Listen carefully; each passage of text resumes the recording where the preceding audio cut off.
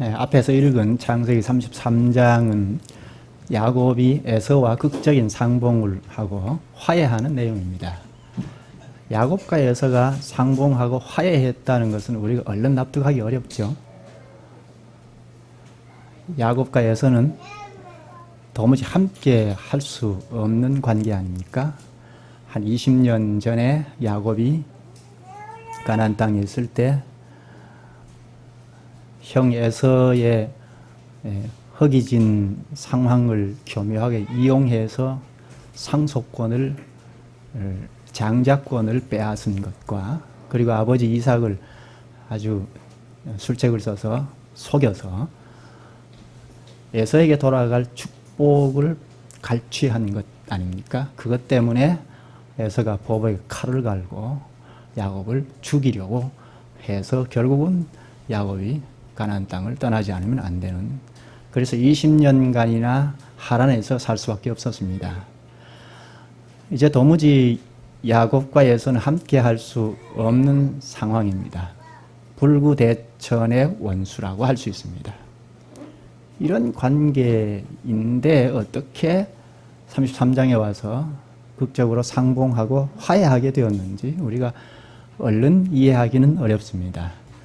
그래서 우리가 잘 읽어보고 상고할 필요가 있습니다. 간단한 내용이지만 우리가 잘 생각할 필요가 있습니다. 야곱은 지금 가나안 땅을 향하고 있지 않습니까? 지금 가나안 땅으로 향하고 있는 것은 하나님께서 31장에서 가나안으로 가라, 내가 너와 함께 하겠다 하는 명령을 하셨기 때문입니다. 야곱도 참 신자이기 때문에 하나님께서 하신 명령을 듣고 가나안 땅으로 향하고 있습니다. 야곱이 가나안 땅으로 가는 목적이 무엇인가요? 고향 땅이기 때문입니까? 물론 고향이기도 합니다. 그러나 우리가 얼른 생각할 수 있는 것은 가나안 땅에 하나님께서 약속하신 바가 있고, 조상 아브라함에게 이미 갈대아 우르를 떠나라 하시면서 가나안 땅으로 이끌어 오셔서 이 땅이 너와 내 자손에게 줄 땅이고 너와 내 자손을 통하여 하나님 나라를 이룰 것이다 하고 약속하신 땅입니다.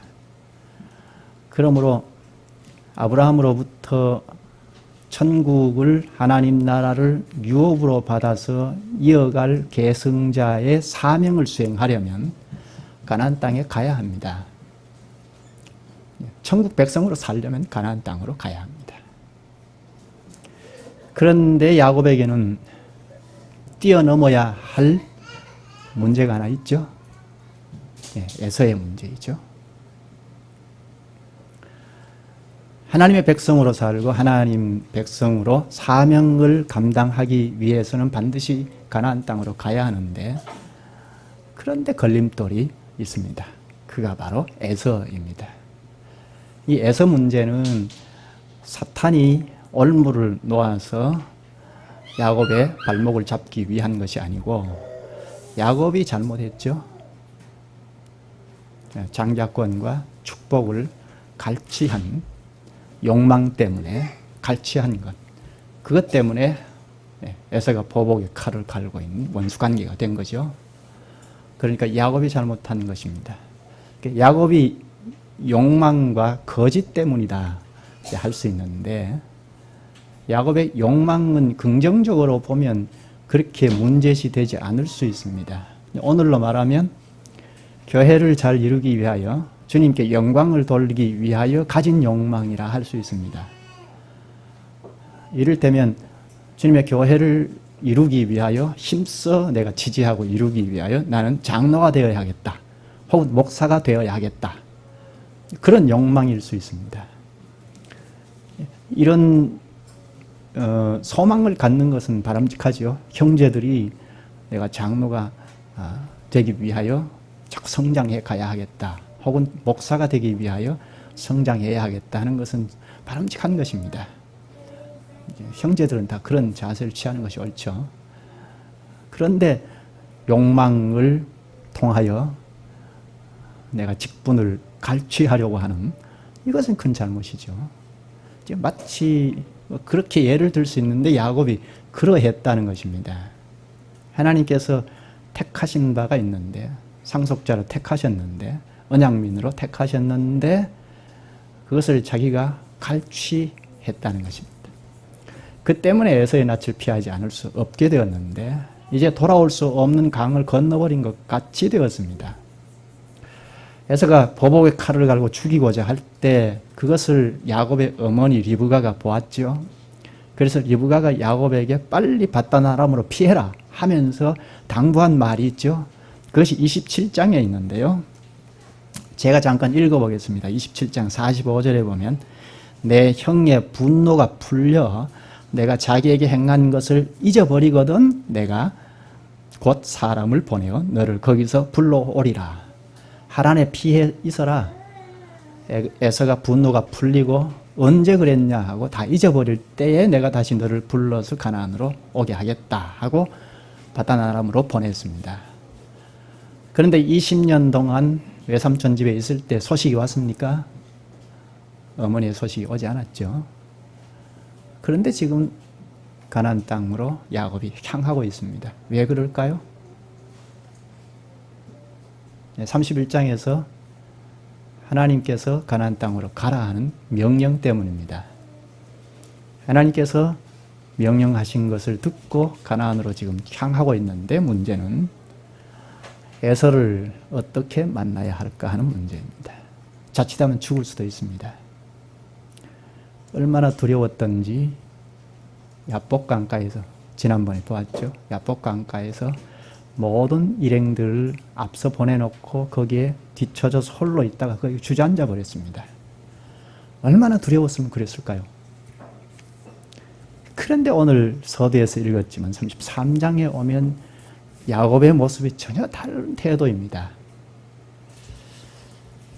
바로 앞에 32장을 보면 지난번에 우리가 생각한 것을 떠올리죠. 1절, 2절에 보면 하나님의 군대를 보내주신 것을 보고 야곱이 두 군대인 것을 보았습니다.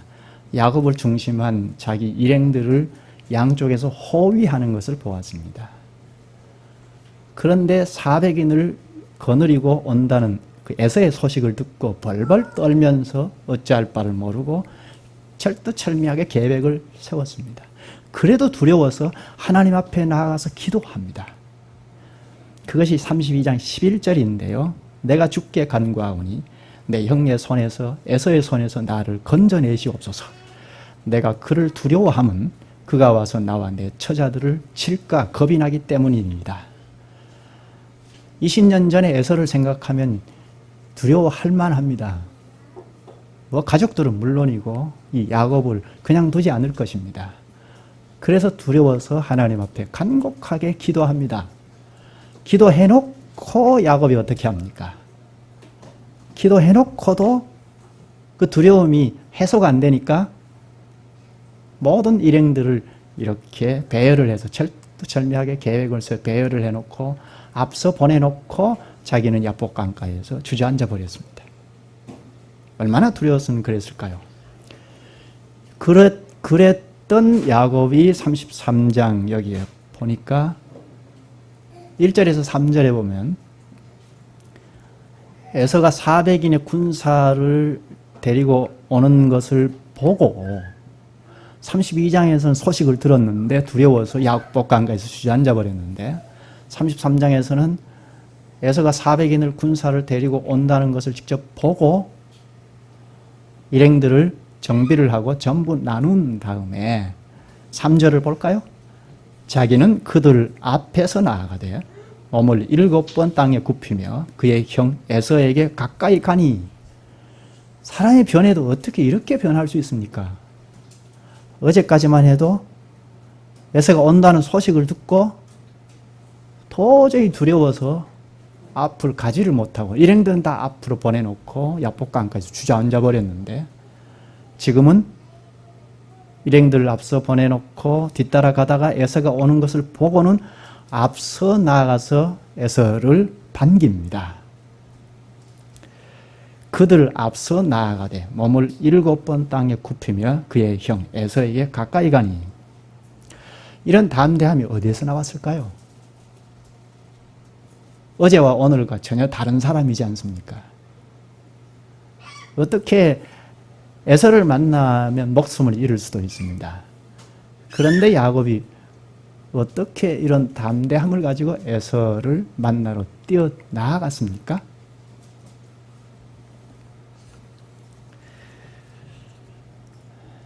어제와 오늘 사이에 야복강가에서 사건이 있죠. 야곱의 이런 태도 변화는 어젯밤에 야복강가에서 하나님을 만난 다음입니다. 그동안 야곱은 하나님과 늘 함께 했습니다. 하나님을 만나서 살았습니다. 그러나 여전히 자기가 생각한 대로 살았습니다. 20년 전에 가나안 땅에 있을 때나 20년 후나 똑같이 하나도 변하지 않고 그대로 자기가 지금까지 살아왔던 그 방식 그대로 살았습니다. 자기 힘과 꾀와 실력, 지혜 이런 것으로 살았고 또 살만했고 지금까지 그렇게 살아왔습니다. 그런데 어젯밤에 야복강가에서 한 대 딱 어제 맞은 다음에 태도가 완전히 바뀌었습니다. 그렇게 볼 수밖에 없죠. 32장에서 야곱이 대한 태도와 33장에서 에서를 보고 취한 태도를 볼 때 그 사이에 야복강가에서 하나님을 만난 것이 있으니까요. 33장의 야곱과 32장의 야곱, 32장까지의 야곱이 전혀 다르죠. 32장까지의 야곱은 그동안 하나님과 늘 함께 하셨습니다. 하나님과 함께 했습니다. 그러나 삶은 하나님이 주도한 하나님의 뜻이 반영이 된 삶이 아니고 야곱이 살아왔던 그 방식 그대로를 살았습니다. 그런데 하나님을 만난 다음에 바뀌었습니다. 아니 그러면 하나님은 언제는 안 만나느냐? 함께 하지 않았습니까? 늘 하나님을 만났죠. 그런데 야복강가에서 만난 하나님과 그동안 하나님을 만난 것과 무엇이 다릅니까? 어떻게 이해해야 할까요? 이것은 하나님을 자신의 사실로 만나지 않았다는 생각을 할 수밖에 없죠. 그동안 하나님과 함께 했지만 하나님을 수호신 정도로 생각했을까요? 실제로 그렇게 생각했는지 알 수 없으나 하나님이 늘 같이 하셨고 지키시고 보호하셨습니다. 그런데 야곱은 그 하나님을 함께 하는 줄도 알았고 그러나 자기의 현실로 만나지는 않았다고 할 수 있습니다.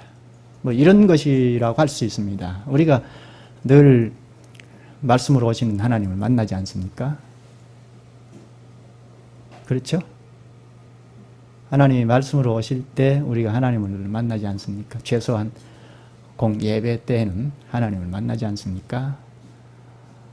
하나님을 만나고 하나님의 말씀을 듣고 생활을 하는데 그런데 우리의 실생활에서 우리와 함께 하십니다. 하나님이 늘 지키시고 보호하시고 인도하십니다. 그런데 우리의 삶은 내가 살아왔던 방식 그대로 살아갈 수 있지 않습니까? 불신자들이 사는 그 삶의 방식을 그대로 가지고 살 수 있습니다. 내 계획, 내 지혜, 내가 이렇게 하니까 되더란 말입니다. 그런 것을 가지고 그대로 살아갈 수 있습니다. 그렇죠?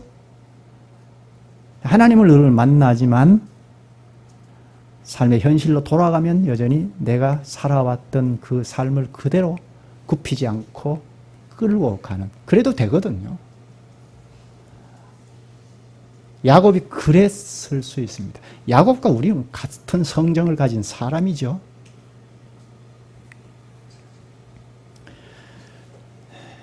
우리나 야곱이나 늘 함께 하나님께서 함께 하시는데 그러나 삶은 하나님께서 내 삶을 주도하셔서 살아가는 삶이 아닌 내가 주도해서 살아가는 삶인 것이란 말입니다. 그건 무슨 원인인가 하는 것은 하나님 함께 하고 하나님이 늘 만나지만 나의 현실로 만나지 않았다는 것입니다. 나의 실질로 만나지 않았다는 것입니다.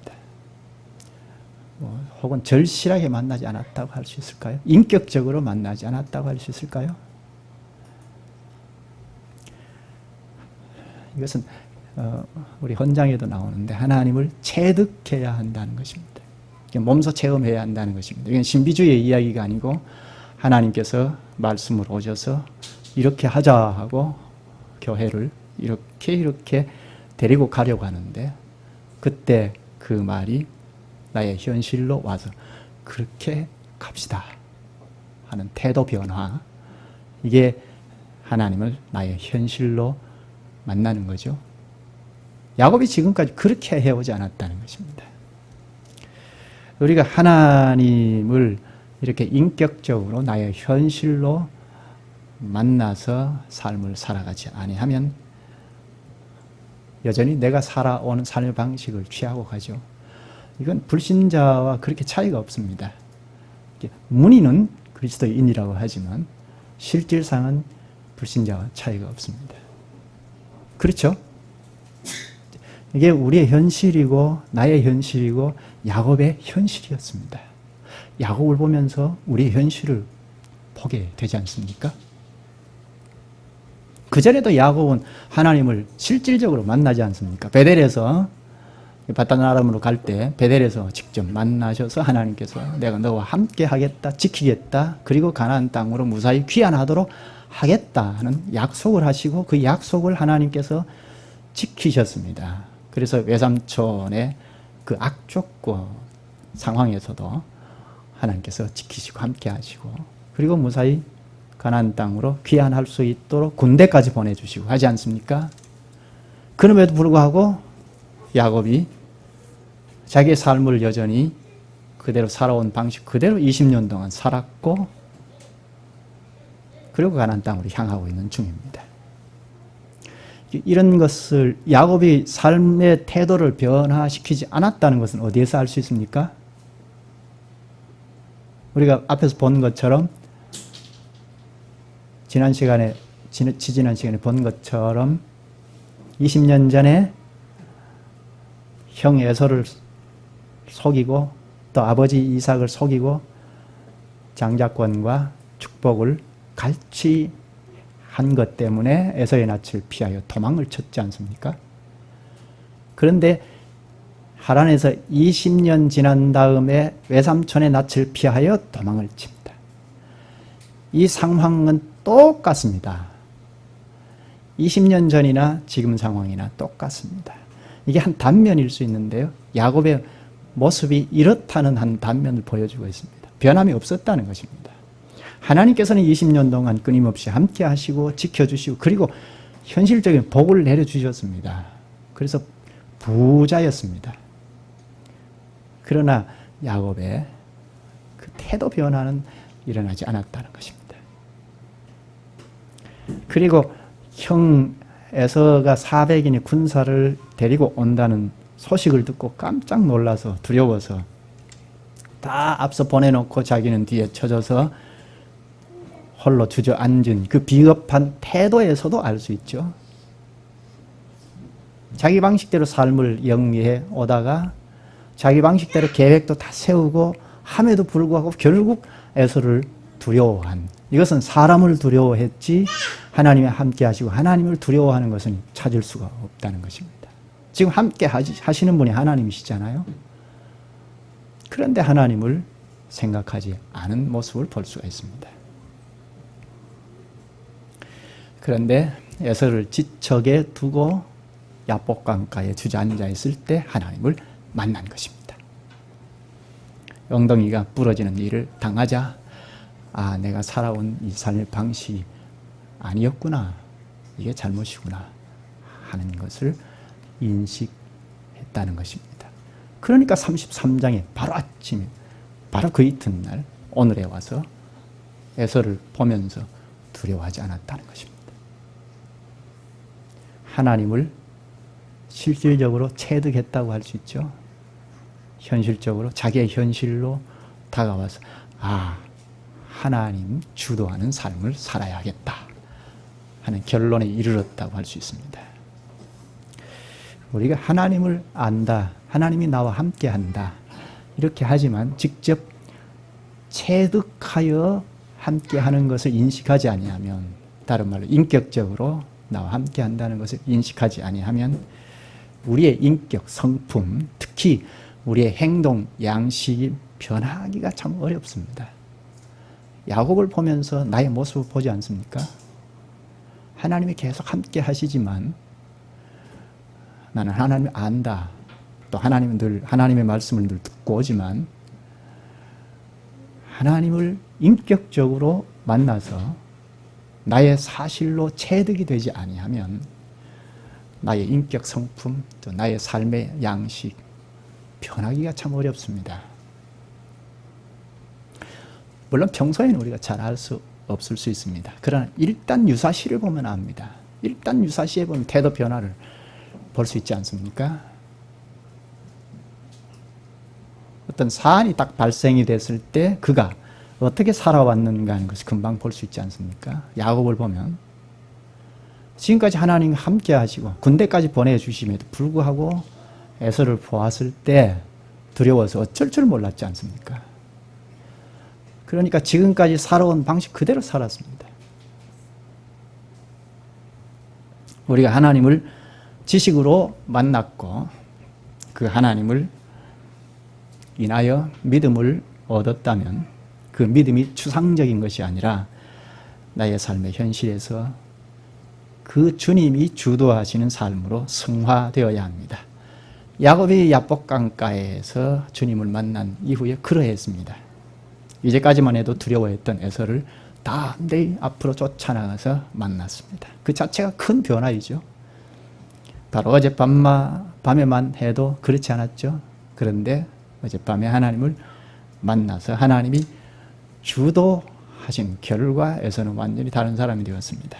하나님께서 나의 삶을 주도하시면 사람이 두렵지 않지 않습니까? 야곱은 지난밤 하나님을 만난 이후에 에서 앞에 담대히 섰습니다. 그런데 이게 웬일입니까? 상상하지 못할 일이 벌어졌습니다. 무엇입니까? 에서가 야곱을 보고 달려나와 마중을 합니다. 4절에 보면 에서가 달려나와서 두 팔을 벌려서 야곱을 끌어안고 입을 맞추고 웁니다. 펑펑 웁니다. 이런 일이 상상이나 했겠습니까? 상상할 수 없는 일이 벌어지니까 야곱도 같이 함께 웁니다. 에서가 이렇게 변할 줄 상상할 수 없었지 않습니까? 야곱이 인사를 하고 인사 절차가 다 끝난 다음에 형에게 선물을 내놓습니다. 그때 에서가 뭐라고 합니까?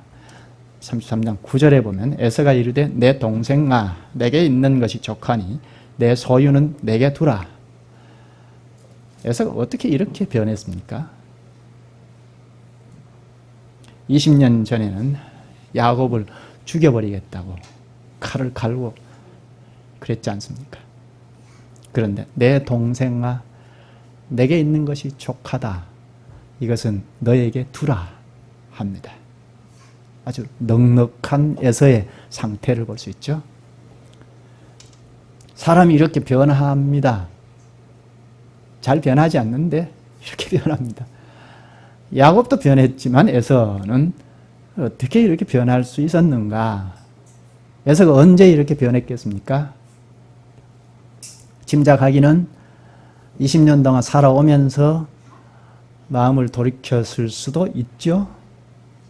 또 혹은 야곱이 온다는 소식을 듣고 이놈 붙잡기만 해봐라. 죽여버리겠다 하고 400인 군사를 거느리고 달려오다가 마치 하나님께서 야곱을 죽이기 위하여 달려온 외삼촌 라반을 제재를 한 것처럼 에서도 제재를 하고 그 마음에 감동을 주신 결과일 수도 있습니다. 아마 그것이 더 맞을 수도 있습니다. 10절에 보면 야곱이 형에게 강청하여서 예물을 받으소서 하면서 내가 형님의 얼굴을 배운 즉 하나님의 얼굴을 본 것 같사오며 합니다. 이것은 아부하는 말이라기보다 에서의 얼굴 속에 하나님께서 변화시켜 주신 빛을 보았기 때문입니다. 야곱은 복수심에 불타 있었고 복수심에 불타 있었던 형의 마음을 하나님께서 변화시켜 주셨다는 것을 깨달았던 것입니다. 11절에 보면 야곱이 예물을 사양하는 형을 설득을 합니다. 그래서 예물을 받으라고 강청을 합니다. 11절을 보면 하나님이 내게 은혜를 베푸셨고 내 소유도 조카오니 청하건대 내가 형님께 드리는 예물을 받으소서 하고 그에게 강권함에 받으니라. 결국 에서가 받아들였습니다. 당시 고대 근동 지역에서 예물은 주로 화해의 증표로 사용이 되었습니다. 그러니까 에서가 예물을 받아들였다는 것은 이제 공식적으로 화해했다는 것을 뜻하죠. 이제 에서와 야곱은 원수가 아니고 화해했습니다. 이제 형제로 다시 원상복귀되었습니다. 누가 이렇게 했습니까? 제1의 원인자는 하나님이시죠. 하나님께서 야곱도 변화시켜 주셨고 변화될 가능성이 전혀 없는 에서를 변화시켜 주셨습니다. 야곱은 그래도 언약민이니까 변화될 가능성이 있는데 불신자가 변화된다는 게 참 어렵지 않습니까? 그런데 하나님께서는 주권적으로 권능으로 에서도 변화시켜 주셨습니다. 누구를 위해서요? 누구를 위해서 에서를 변화시켰습니까? 야곱을 위해서입니다. 야곱이 가나안 땅으로 돌아가서 하나님의 교회를 건설할 자이기 때문에 하나님께서 에서를 변화시켜 주셨습니다.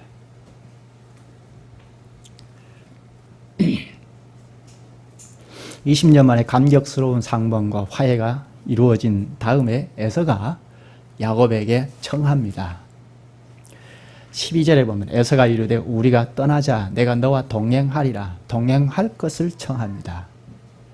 아마 이것은 짐작입니다만 동생을 보호하고자 하는 마음에서일 겁니다. 위험한 여행이니까요. 야곱을 안전하게 보호하고 가나안 땅으로 데리고 가기 위해서일 겁니다. 또 혹은 그동안 형제를 나누지 못했는데 이제 함께 깊이 형제를 나누기 위함일 수도 있습니다. 그래서 우리가 함께 가자 하고 청합니다. 그때 야곱이 어떻게 했습니까? 야곱이 정중하게 거절하죠. 13, 14절을 보면 에서의 호의를 정중하게 거절합니다. 왜 거절했을까요? 형 에서의 이제는 완전히 변해서 따뜻하게 호의를 베푸는데 왜 거절을 했을까요? 가는 길이 달랐기 때문일 겁니다. 에서가 가는 길과 야곱이 가는 길은 전혀 다르지 않습니까? 에서는 이미 가나안 여인을 아내로 삼았습니다. 그리고 그것도 부족해서 이스마엘의 여인을 아내로 삼았습니다. 이것은 불신자를 아내로 삼았다는 것은 불신 세계에 넘나드는 우상을 가까이 하겠다는 것 아닙니까? 가나안 민족들이나 에서가 가는 길이나 같습니다. 그러니까 야곱이 가는 길과는 다릅니다. 전혀 다른 길을 가고 있는 에서와 동행하기가 어려워서 정중히 거절할 것으로 보입니다. 하나님을 섬기는 성도는 갈 길이 다른 사람과 함께 할 수 없죠. 형제라도 갈 길이 다르면 같이 갈 수가 없습니다. 형제 애를 나누는 정도로 끝나야 하죠. 이런 점에서 야곱은 아주 좀 냉정하게 잘 가린 사람이라고 볼 수 있죠. 그동안 하나님께서 함께 하신 그것이 허사로 돌아가지 않는 것 같습니다. 잘 구분해서 여기까지입니다 하고 형의 호의를 거절합니다.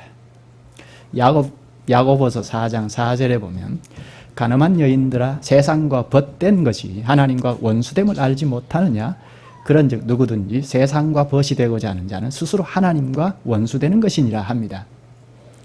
세상은 되게 좀 나에게 유리한 것, 달콤한 것으로 우리하고 함께 하자 할 경우가 많죠. 그런데 함께 해놓고 보면 조금씩 함께 해놓고 보면 나중에 우리 전체를 요구하죠. 이게 이제 세상인데 마귀와 동맹을 맺고 있기 때문입니다.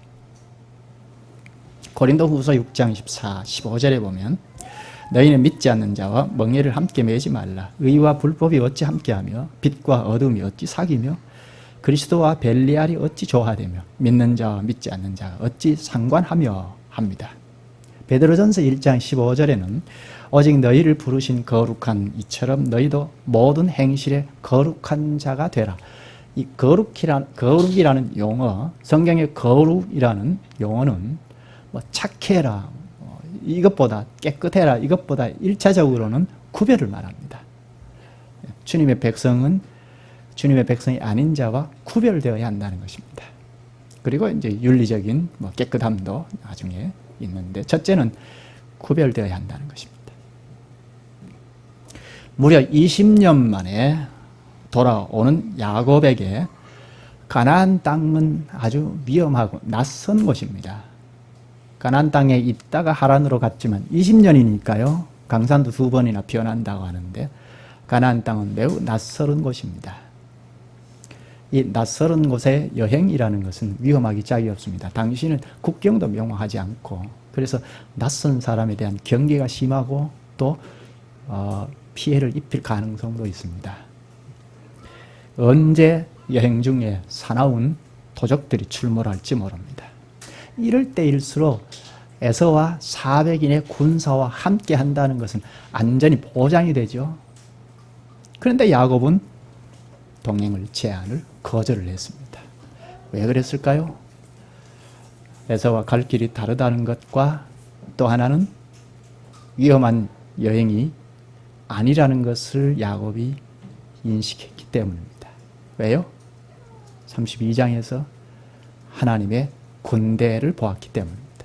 두 군대가 자신을 중심한 일행들을 호위하는 것을 야복강가에서 하나님을 만난 이후에 인식했다는 것입니다. 자기의 현실을 인식했다는 것입니다. 우리가 하나님과 함께 한다는 것은 다른 말로는 하나님께서 천군 천사들을 우리를 호위한다는 것이기도 합니다.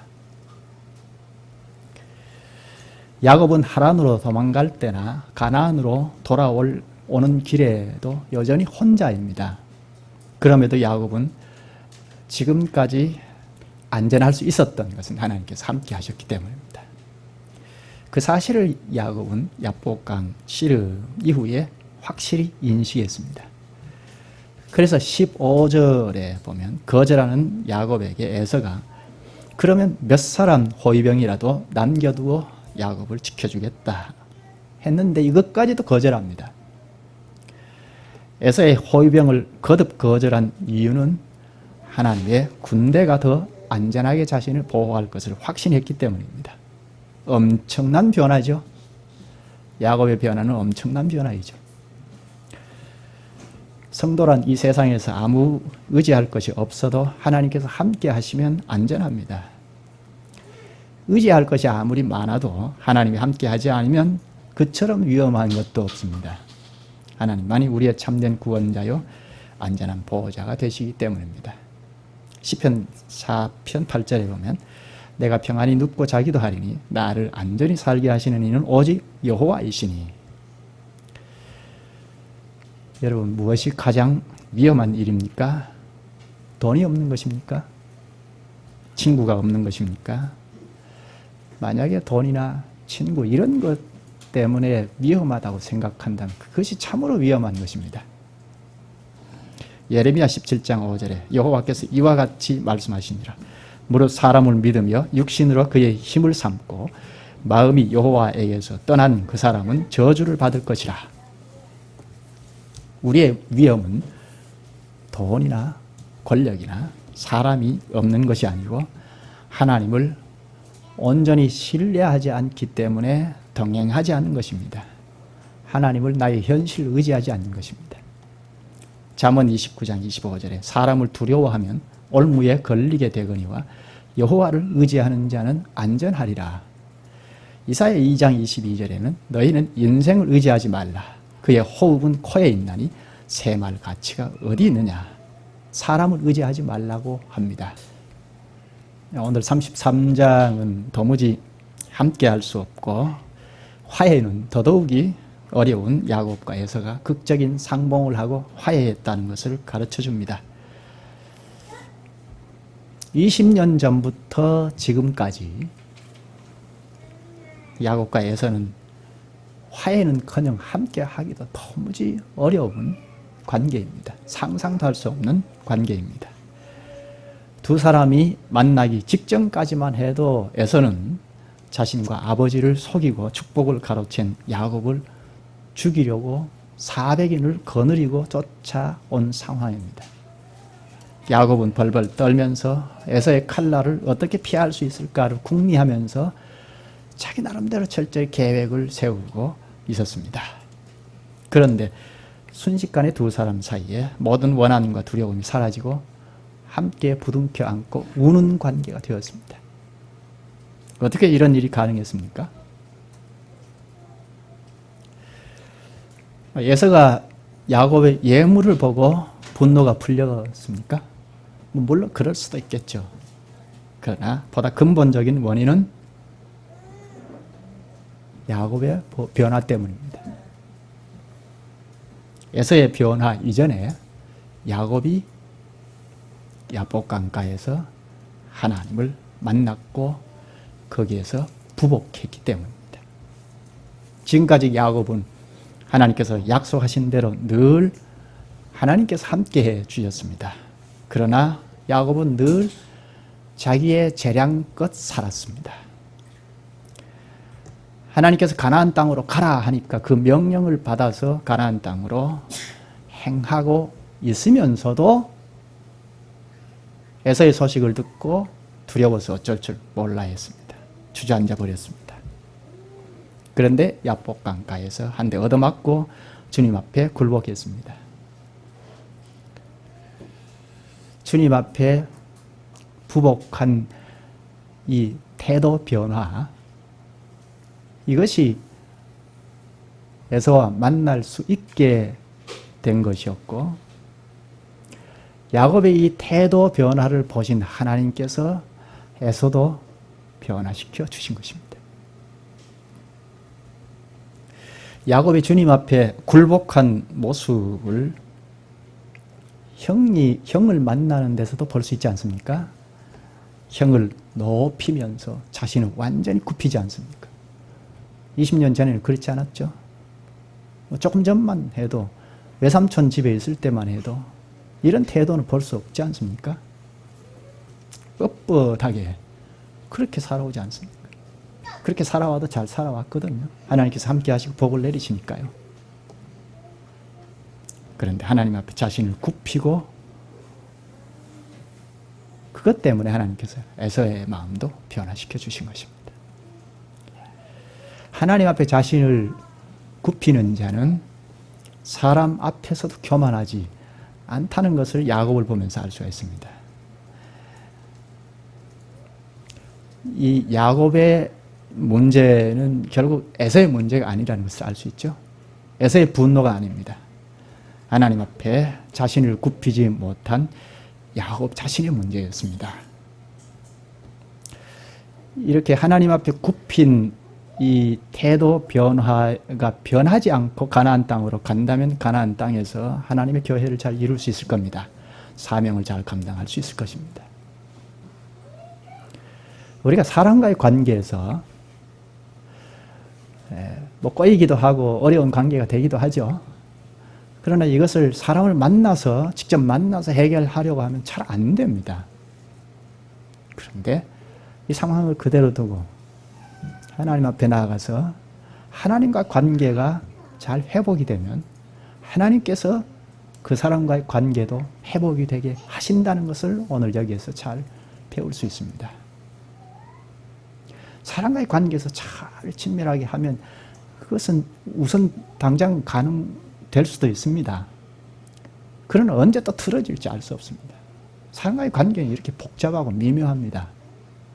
그런데 우리는 언제든지 하나님과의 관계에서 내가 부복하고 나 자신을 굽히고 하나님이 나를 주도해서 살아가는 삶을 영위해 나가면 사람과의 관계도 자꾸 풀어지고 합니다. 잠언 16장 7절에 보면 사람의 행위가 여호와를 기쁘시게 하면 그 사람의 원수라도 그와 더불어 화목하게 하시느니라. 기도하시죠. 자비하신 주님, 저희가 참 어리석고 무식하여 눈에 보이는 사람과의 관계만 중요시하고 주님 앞에 자신을 굽히고 낮추는 것을 생각지 못할 때가 참 많이 있사옵나이다.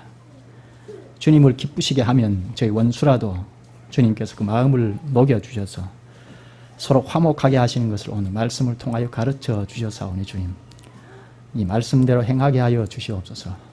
저희가 늘 부족함을 인식하고 주님께 늘 부복하고 이런 자세로 사람을 대하게 하여 주시옵소서. 그리하여 우리에게서 교만은 다 물러나고 주님께 다 부복하는 질서 있는 교회가 되게 하여 주옵소서. 예수님의 이름으로 기도하옵나이다. 아멘.